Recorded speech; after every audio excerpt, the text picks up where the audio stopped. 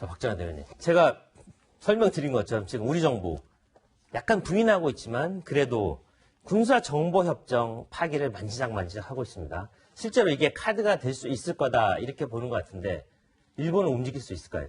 지금 현재 한일 간의 문제에 있어서 일본이 공세를 취하고 있고 우리가 이제 대응을 하고 있는데 사실상 우리 정부가 지금 그 유효하게 쓸 수 있는 카드가 많지는 않은 상황이에요. 근데 이 중에서 제일 급하게라도 효과를 거둘 수 있는 게 사실은 미국의 중재거든요. 그렇죠. 근데 이 한일 정보보호 협정은 미국이 그 동북아시아에서 갖고 있는 영향력이나 그다음에 그 중국, 북한을 대응할 수 있는 아주 중요한 카드이기 때문에 사실은 미국을 움직일 수 있는 카드라고 보여집니다.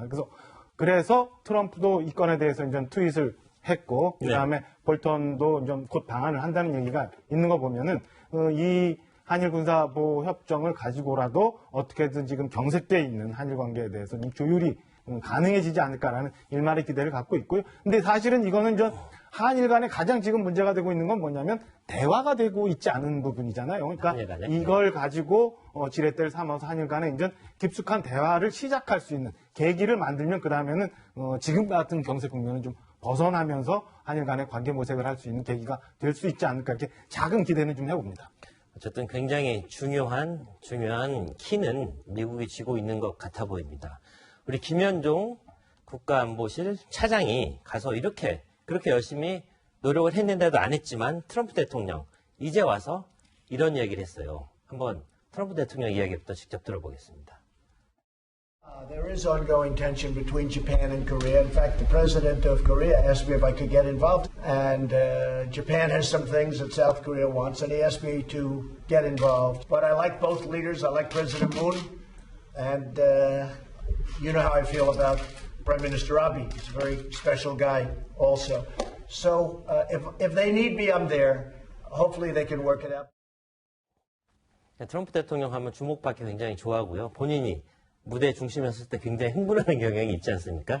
자, 저 이야기 지금 중재를 하겠다는 겁니까? 안 하겠다는 겁니까?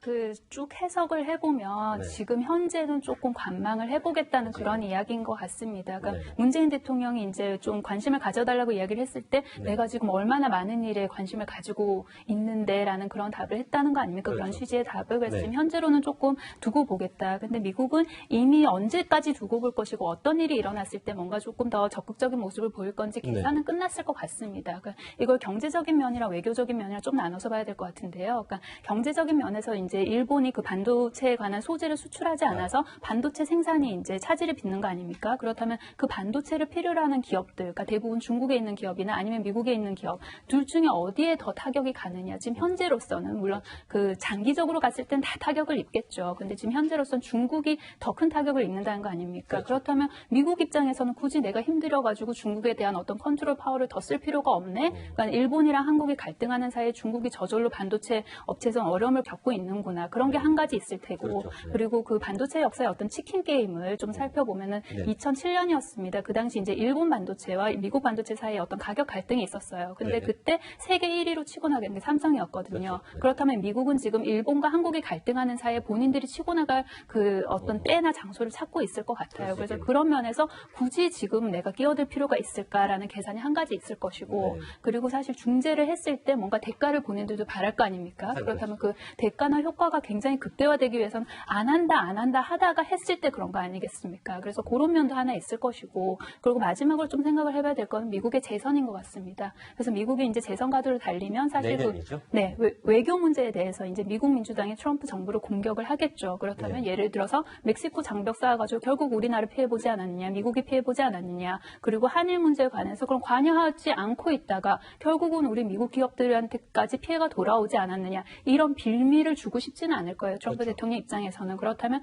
적당한 시기가 되면, 그러니까 트럼프 정부에서 생각했을 때, 이때 뛰어들었을 때 우리가 가장 많은 걸 가져올 수 있고 그리고 민주당한테 어떤 빌미도 주지 않겠구나라는 그런 판단이 섰을 때 적당한 때 이제 개입하지 않을까 저는 그렇게 생각합니다. 네, 평소에 트럼프 대통령은 우리의 정말 진정한 친구로 만들었으면 어땠을까 하는 그런 생각이 좀 들어가네요.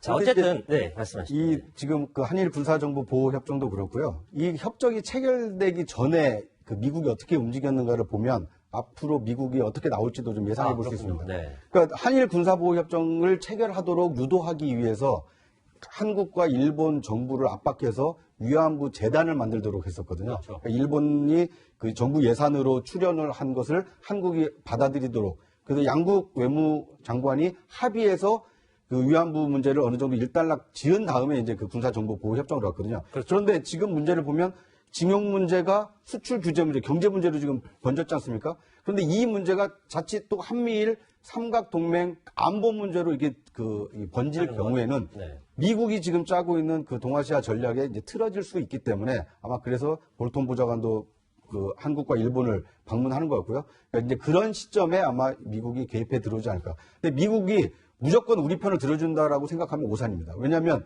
미국은 일본과 한국 중에 어느 편을 들어주는 것이 미국의 국익에 더 도움이 될 것인가. 이걸 항상 판단하고 접근하기 때문에 우리가 일본이 저렇게 문제를 삼는다고 해서 미국이 우리를 도와줄 것이다. 이렇게 쉽게 생각하고 대응을 하면 오히려 문제가 좀 꼬일 수 있다. 이런 점도 꼭 염두에 둘 필요가 있어 보입니다. 그 앞서 말씀하신 한일 군사정보보호협정에 대해서 조금만 이제 첨언을 드리면 네. 이걸 좀 두 가지로 나눠서 보면 좋을 것 가지. 같습니다. 네. 그러니까 한 가지는 이게 현실적으로 대한민국이 독립적으로 쓸 수 있는 카드냐 아니냐. 이제 거기에선 좀 어려움이 있다고 봅니다. 왜냐하면 미국이 뒤에 있는 거니까요. 말씀하셨듯이. 그렇죠. 네. 근데 그럼에도 불구하고 이거를 왜 카드로 고민을 해야 되느냐. 거기에 대해서 조금 생각을 해봐야 될 것 같은데요. 네. 그 군사정보보호협정이 그 독립적인 하나의 협정이 아닙니다. 그게 한일 군사협정의 하나의 부분이에요. 그러면 한일 군사협정은 패키지란 말이에요. 그 한일 군사정보보호협정이랑 그다음에 악사, 그러니까 무기를 제외한 군수 네. 물자를 수송을 하는 그런 협정입니다. 네. 그래서 처음에 이제 군사정보보호협정을 맺고 그 다음 단계로 미국과 일본이 이제 수송을 하고 싶은 그런 마음이 있었던 거죠. 그런데 박근혜 정부 때 이제 군사정보보호협정을 맺고 이제 뭐 탄핵당하고 이러면서 거기서 이제 지금 스탑이 된 상태예요. 그렇죠. 그렇다면 만약에 군사정보보호협정 우리가 폐기를 하자, 더 이상 연장하지 않겠다 이렇게 나오면 본인들 미국과 일본에서 실익을 챙길 수 있는 이런 군사 그 물자를 수송하는 그 부분이 지금 어그러지게 생겼단 말이에요. 그렇죠. 그렇다면 미국 입장에서 이걸 굉장히 생각을 해볼 거예요. 그러니까 네. 이거를 이쪽 저쪽을 조금 달래주면서 이걸 네. 계속 유지를 해서 우리가 거기에서 경제적인 실익을 얻을 것이냐, 안보적인 실익을 얻을 것이냐. 그래서 이게 현실적으로 그냥 평면적으로 놓고 보면은 대한민국이 이거 독립적으로 쓸 수 있는 카드도 아닌데 왜 논하고 있나라는 생각을 하겠지만 이거의 기원을 조금 따져보면 우리가 충분히 고민해볼 수 있는 카드다 그렇게 생각합니다. 사실은 이게 한일 군사보호 정보협정이 10년여 전부터 이제 얘기가 논의가 진행되어 오다 이렇게 된 건데요. 제가 이제 근무할 당시부터 그때도 뭐 문제가 되고 그랬었는데 사실은 우리가 독자적으로 움직일 수 있는 부분도 있지만은 우리가 도움을 받을 수 있는 부분이 상당히 많아요. 엊그제 우리 태풍이 왔을 때만 해도 미국 위성, 일본 위성 다 활용했잖아요. 네. 근데 이 군사보호 정보협정에 의해서 사실은 일본이 갖고 있는 전략적 정보, 미국이 갖고 있는 전략적 정보를 우리가 굉장히 활용하는 측면도 있단 말이에요. 그러니까 이 건에 대해서는 지렛대로 이용해서 활용하는 것은 충분히 필요한 일이지만 이거 근간을 흔드는 일이 생기게 되면 사실은 동북아에서의 안보 질서가 굉장히 흐트러질 수도 있는 상황까지 오니까 우리 국민들에서 아주 냉정하게 보면서 정부가 가는 방향에 대해서 좀 주시할 필요는 있는 것 같습니다. 네. 그러니까 한미일 이 군사 동맹이라는 것이 북한과 중국, 러시아 이 북방 삼각과 한미일 남방 삼각이 지금 대립을 하고 있는데 만약에 이 남방 삼각 이 동맹이 좀 힘들어지면 북방 삼각의 힘이 상대적으로 더 커지지 않겠습니까? 그렇죠. 그러니까 이제 그런 이 전략적인 측면이 지금 바탕에 깔려 있기 때문에 감정적으로 대응할 문제라기보다는 차분히 이성적으로 대응할 문제다. 이렇게 좀 접근하는 네. 게 좋을 것 같습니다. 그렇습니다. 카드라는 건요, 가장 적기에, 확실한 시기에 아주 심사숙고해서 치밀하게 써야지 효과가 있다는 것, 우리 정부가 좀 새겨야 될 부분이라고 생각합니다. 자, 우리 정부가, 우리 국민들도요, 굉장히 화가 많이 난 것 같습니다. 그동안 일본산 제품 불매 운동 정도를 하던 우리 시민들이 어제 대규모로 거리로 나왔습니다. 어떤 일이죠? 그러니까 이제 보복성 규제에 대해서 일본 대사관 앞에서 있었던 그 촛불 집회를 열면서 우리의 어떤 요구들을 강력하게 표명했다, 이런 거 아니겠습니까? 네, 이 100여 개 시민단체에서 1천여 명이 지금 참석을 해서 일본에 대한 어떤 항의 시위를 한 건데요. 그러니까 지금 일본의 수출 규제가 단순히 수출만 규제하는 것이 아니라 우리의 이 과거사를 지금 부정하고 있는 것이다. 그렇죠. 뿐만 아니라 이 군우 외상이 우리나라 이 대사에 대해서 홀대한 것은 대한민국을 홀대한 것이다. 이런 어떤 국민의 이 반일 감정이 좀 격앙돼 있다 보니까 이 시민단체들이 그런 그 천여 명에 모여서 우길기를 이렇게 찢는 퍼포먼스를 하고 그러니까 일본에 대해서 대한민국 국민들 화가 났다라는 것을 좀 보여주고 있는 모습입니다. 네. 자, 뭐 시민들은 이제 저런 이제 퍼포먼스도 하고 있고요. 그다음에 일본산 제품 불매 운동 이런 걸 계속 이어가고 있는 게 뭐 어쨌든 우리 국민들이 저만큼 화가 났다는 걸 뭐 우리 정부가 막을 수 있는 노릇은 아니겠습니까? 막을 수도 없는 노릇 아니겠습니까? 그렇기 때문에 그런데 저는 한 가지 조금 우려스러운 부분이 이제 우리 정부에서 가장 핵심적인 일을 담당하는 청와대 내부의 참모진들 사이에서 너무 지나치게 어떤 반일 감정을 불러일으키는 듯한 그런 이야기가 나오고 있다.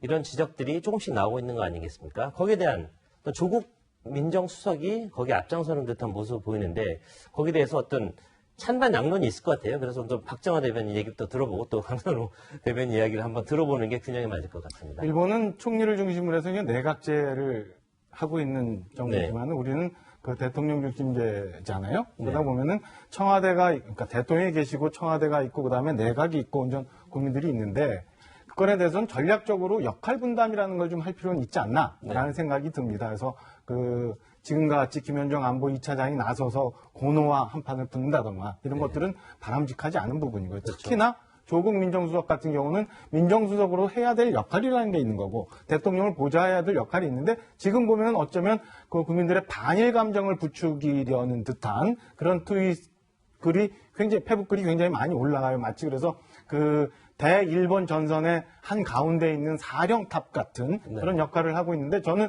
대통령을 모시고 있는 수석 비서관으로서 굉장히 그 부적절한 처신 아닌가라는 생각이 들고요. 그다음에 올린 글도 굉장히 뭐 그 이성적으로 그다음에 그 정부에 나갈 방향에 대해서 정리한다기보다는 일본이 잘못하는 부분 그래서 우리 국민들이 어떻게 해야 되느냐 이런 것을 굉장히 자극적으로 표현하고 있어서 심지어는 뭐 그러다 보니까 죽창가도 올라가고 뭐 이렇잖아요. 그러니까 이런 부분에 대해서는 저는 좀 자제를 해야 되지 않을까라는 생각이 듭니다. 그 역할은 외교부에 맡기거나 좀 전에 우리 화면에 봤던 것처럼 일반 시민단체가 하거나 이렇게 하고 청와대는 그 뒤에서 중재하거나 혹은 뭐 그 일본과의 물밑 대화를 추진하거나 이런 것들이 필요하지 않을까라는 생각입니다. 네, 오늘 그러니까 어제부터 오늘 아침 사이에 조국 수석이 5개의 트위터를 올리면서 어떤 이 부분에 불을 지르려는 그런 모습 보이고 있는데 오늘은 또 서희의 역할과 이순신의 역할을 동시에 하고 있다. 뭔가 이성적인 외교의 역할 그다음에 어떤 무력. 이순신 장군 하면 또 일본의 그런 침략을 막아낸 그런 우리의 영웅 아니겠습니까? 그런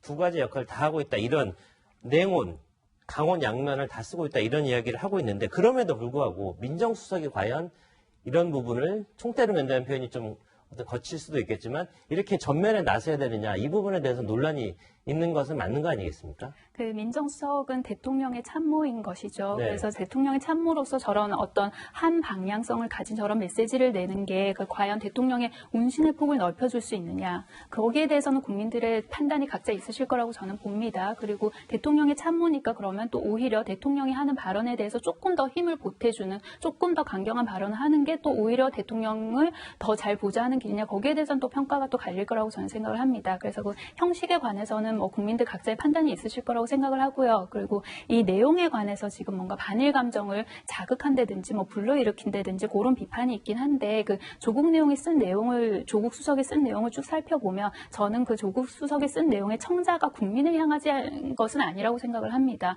왜냐하면 우리 국민들이 지금 하고 있는 어떤 항일 운동이라든가 가지고 있는 감정에는 이것이 뭐 애국이다, 이적이다, 내지는 친일이다 이런 그 누구도 거기에 대해서 뭔가 평가를 할 수 있는 자격은 없다고 생각을 합니다. 그러니까 예를 들어서 그러니까 온 가족이 노부모님을 위해서 온천 여행을 굉장히 오랫동안 준비를 해왔어요. 그럼 이 시기밖에 갈 시기가 없어서 여행을 갔다면 그게 무슨 뭐 이적 행위입니까? 저는 그렇지 않다고 보거든요. 그리고 회의를 준비를 해야 되고 수업을 준비를 해야 되는 뭐 선생님이나 회사원이 그 복사기가 일본 것이고 그리고 소모품도 다 전범 기업에서 나오는 것이니 나는 회의 준비를 하지 않겠다. 복사를 하지 않겠다. 이런 게 무슨 애국입니까? 그렇지 않다고 보거든요. 그래서 국민들의 행동에 대해서 한 이야기는 아니다. 다만 어디를 향한 것이냐. 저는 일부 정치권과 일부 언론을 향해서 한 이야기라고 생각을 해요. 그래서 이게 국민들의 감정을 자극하거나 그런 행동은 아닌 것이다라는 생각이 들고요. 그리고 이런 문제에 대해서 이제 조국 수석이 기본적으로 공감을 한 그런 표시를 한 거 아닙니까? 국민들이 네. 보이고 있는 어떤 감정이나 행동에 대해서. 그럼 이 공감이라는 게 감정적인 대응이냐? 그러니까 감정의 발달을 조금 더 세밀하게 살펴보면 이건 굉장히 이성적인 행위거든요. 그러니까 우리가